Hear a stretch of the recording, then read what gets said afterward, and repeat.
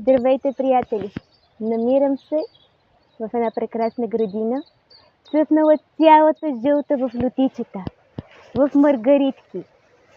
Има прекрасни цъфнали дървета. И защо правя тази клип тук? Защото ми хрумна колко е важно децата да са сред природата. Какво им допринася?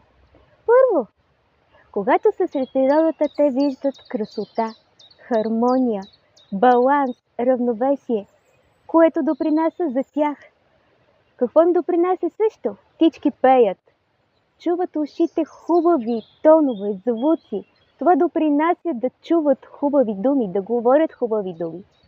Опознават природата, цветята, животните, насекомите, правят връзка с тях. Естествено, защото това е тяхната естествена среда. Природата е учител за децата и нас възрастните. Най-добрият учител, както казват слънчевата педагогика. Цветенца, най-различни, ухаят, красят. Това създава в децата спокойствие и радост. Разхождат се заедно с вас. Това им дава сигурност, стабилност, щастие, заедност. Защото ние сме социални животни. Какво им дава също? Въздух. Чист въздух, така хубав и необходим. Когато отидем сред природата, ние ставаме и по-благи хора. И децата стават по-благи. Можем да си го позволим. Не е нужно много.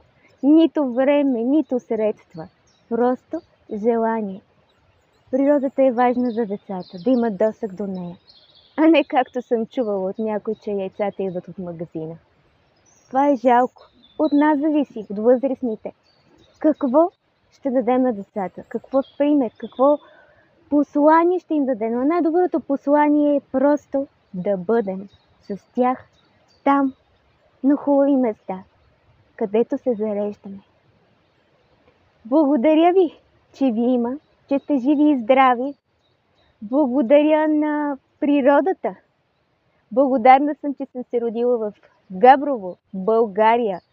Има толкова места, които няма да ми стигне живота да обиколя. Но мога да дойда на хубава слънчева полянка, да се спра за малко, да чуя птичките, да дишам, да кажа, аз съм тук и сега, дори за миг да помълча. Благодаря. Хубав ден!